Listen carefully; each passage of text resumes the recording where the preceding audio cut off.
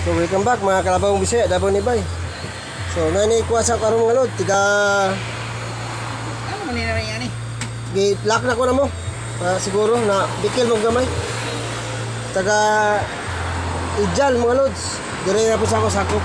So nikuha siya karon sa iyo. So niya baligyan ako mga lods kuan. 750 pero sa iya 650 ra mga lods. So muna siya mga lods. Oh. Wala apil lang pa sa tolls. Wala ko gamitan kung apil ng tolls.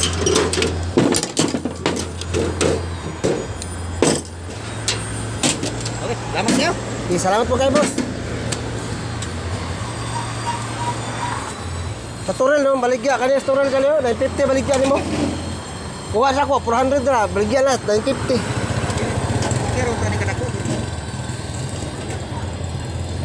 Kaya mga tools lagi na siya. O kaya okay, mga po na dako. Dapat mo palitin mo anak dito. Baligyan mo na sa kalibo. Ani ay gamit ra ko yung akong toolbox ito kan kahoy mo.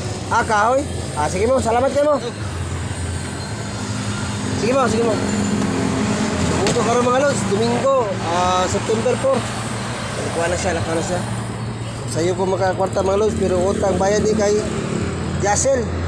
So Jasel, kani siya mga Jasel.